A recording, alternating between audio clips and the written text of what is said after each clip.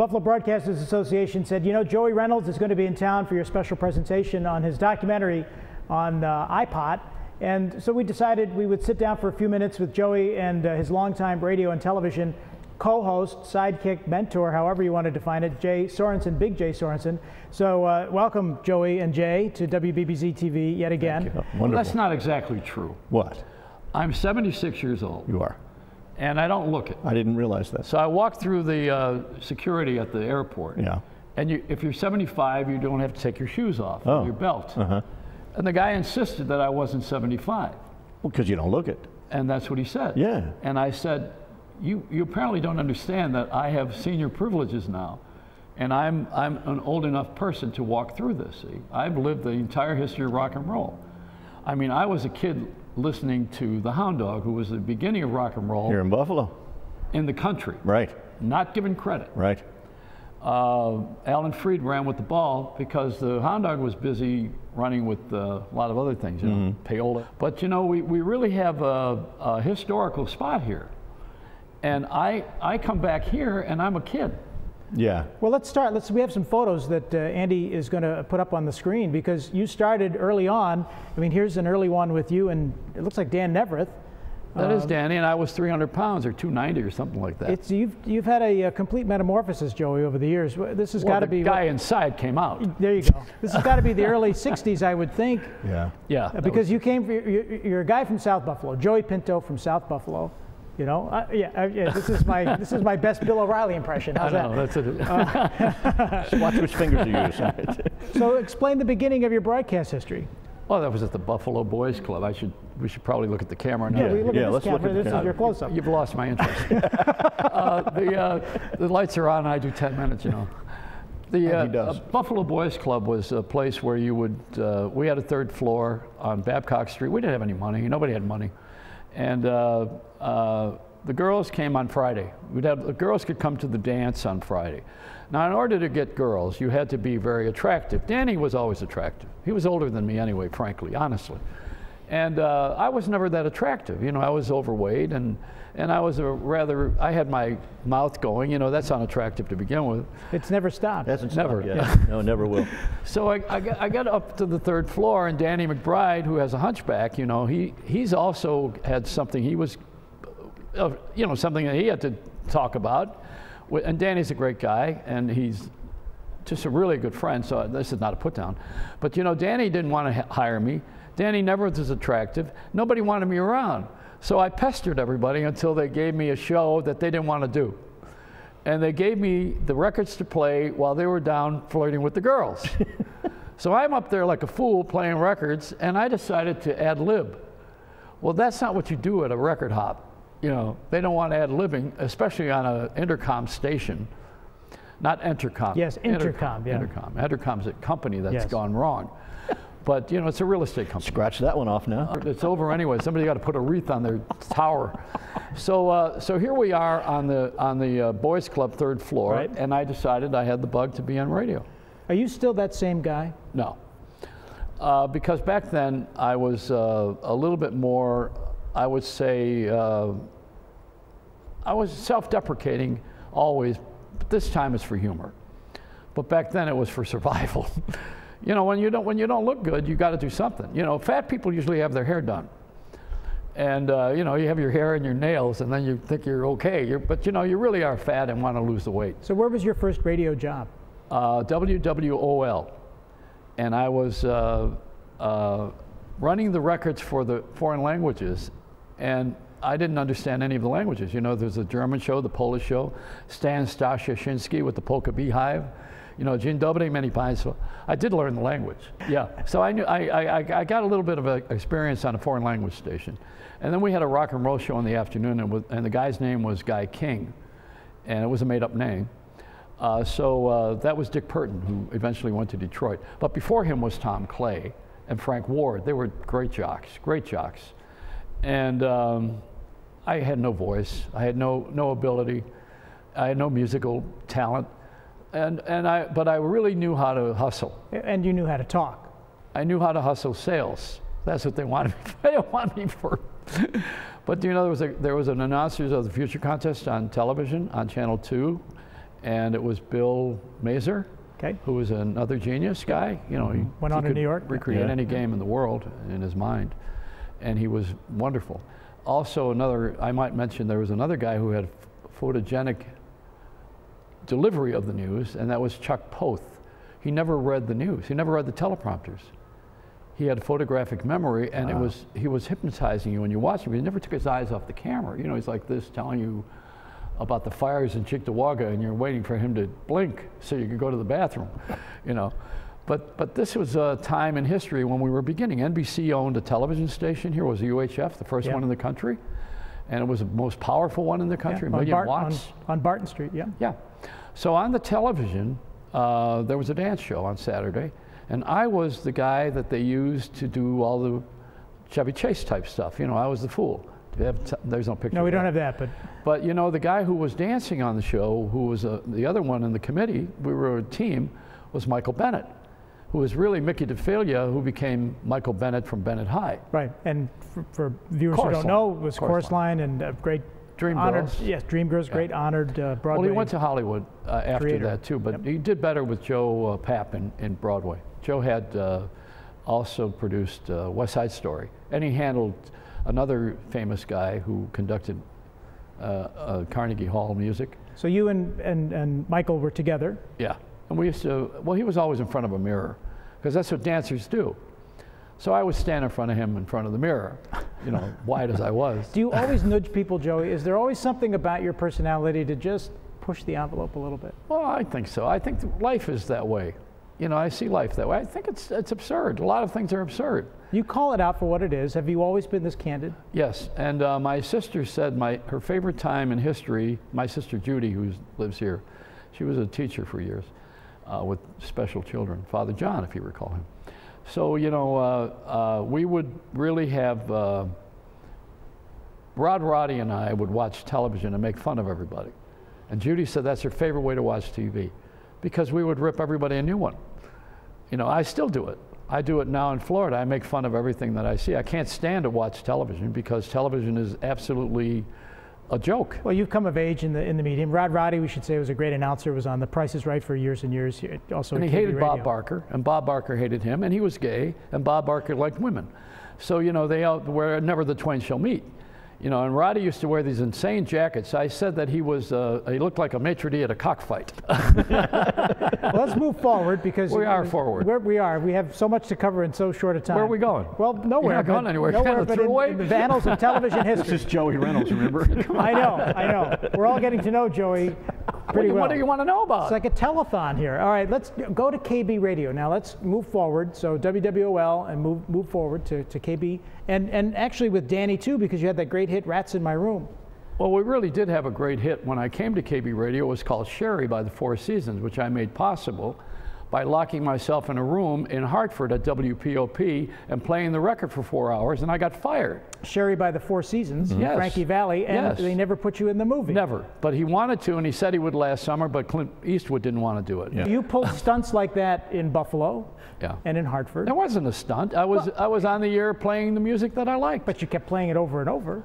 So? I didn't take payola. No. No, it's true. You know, I mean, I would be retired by now. So let's get back to Rats in My Room with Danny, because that was a great novelty hit back in the day.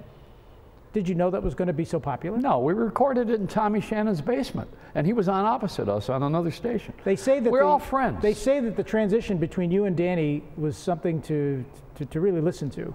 Changeover, they called it. Yeah. Yeah, where I was starting, he was ending the show. I would take him prisoner for another couple of minutes, and he would keep me engaged in some of his Catholic thinking. And that's one of the things that got me into radio, when I was able to listen to KB from a distance, because it had such a huge signal back then. Because Jay, you're from the New Jersey, Philadelphia. I'm from New Jersey, Philadelphia, South Jersey area, and I used to listen to this man on the radio and say, wow, if I could only do that someday.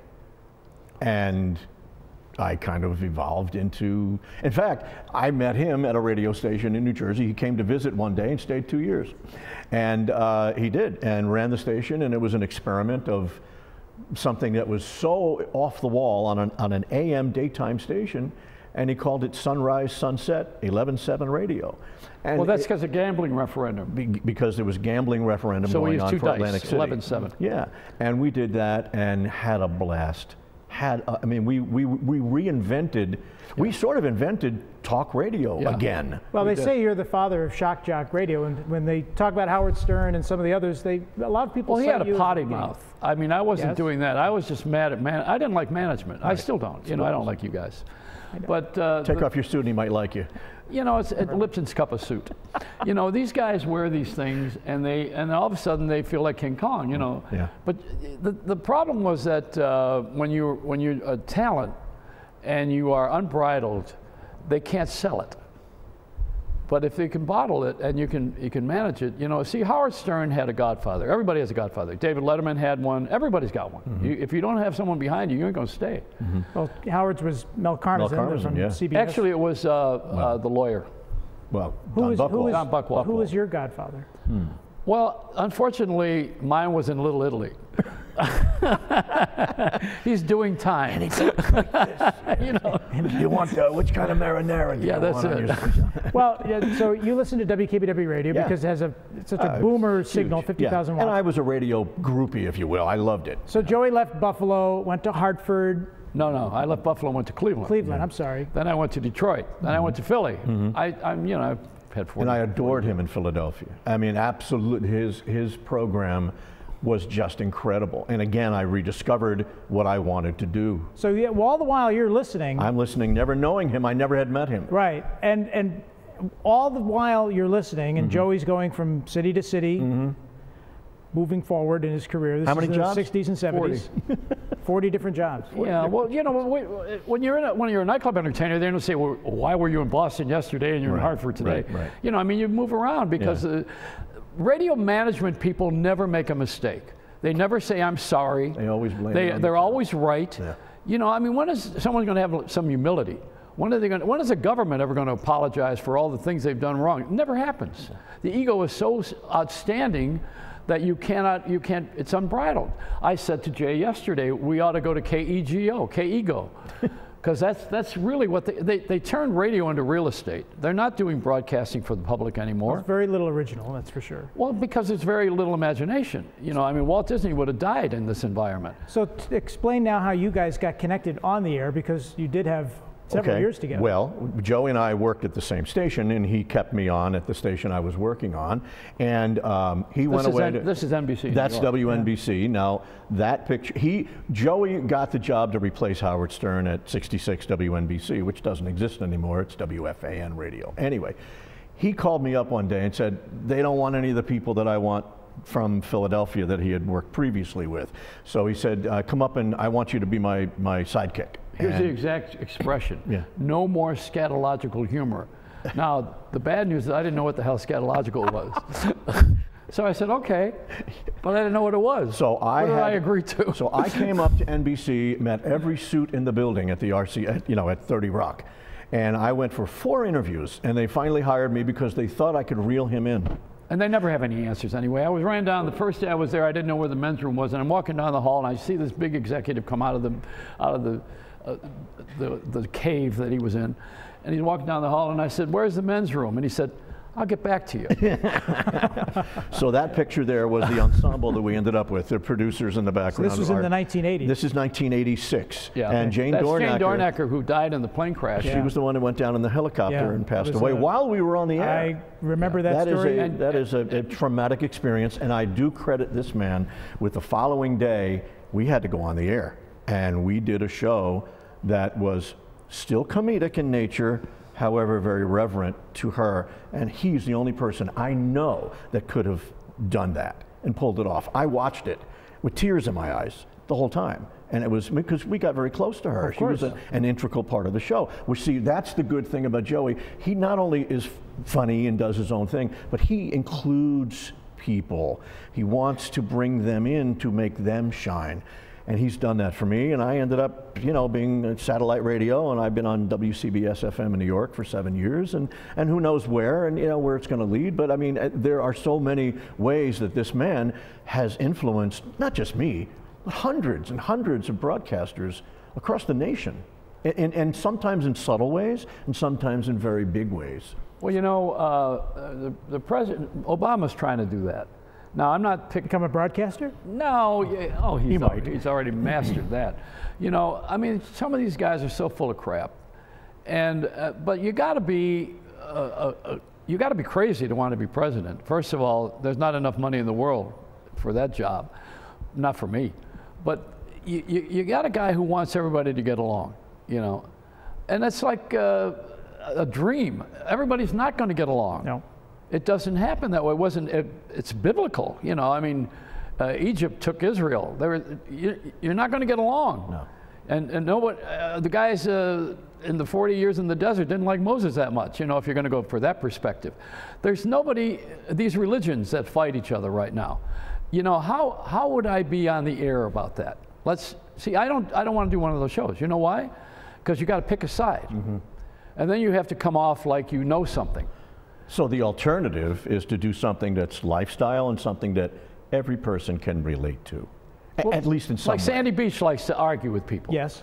You know, I mean, he'll argue with you about anything, but that's him. You know, he likes it. He's a debater, and I don't want to do that. I don't want to do that kind of show. I want to have some fun. I want to laugh. And overnights in your last incarnation on the radio and on television on NBC on their Dash 2. Mm-hmm. Yeah. You did that, and it was long form, and you would have people sit in from all walks of life for hours and hours on end. No script. No script. Yeah. We didn't have a script, and we had people ranging from Danny Aiello to a person that sold hats in Greenwich Village on the show.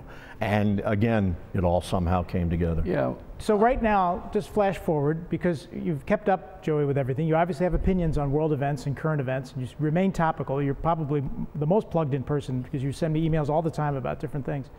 And we just did the show recently about you traveling to visit your daughter and talking about medical marijuana and everything. Yeah. But you've kept up on technology, and I think that's an important piece because generationally here in WBBZ, we've got young people who are on cameras and operating our switchers. Yeah, which is not keeping up because you need robotics. These guys got to go. No, but what I'm getting at, well, I'm glad Phil has human beings operating the cameras and the switcher, but what I'm getting at is the way that younger people and people, no matter what your age, I guess, moving forward, the way you're going to ingest media is through digital technology. Correct. Yeah. You know, that on our mobile devices, you know, I could Google up rats in my room right now and find it. Well, you know, I had an unfortunate thing happen. I had 6 floods in my apartment in Harlem, and there was black mold.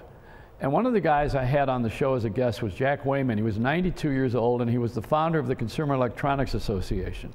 So he created the #1 show in the world, which is the CES every January. In Las Vegas, and he asked me to stay with him until I got straightened out, which will never happen. And you know, I was with him for a couple of years, and I would go to every meeting. I hear every phone call. I went to all of the shows, of course, I still do. And I go to the conferences. I don't go to look at the toys. I go to look at the people. The last one. Now, let me tell you something interesting about that, because it's something that the public would never figure it out or think about it this way. But I'm so tuned into this through Jack's eyes. He died this year at 94.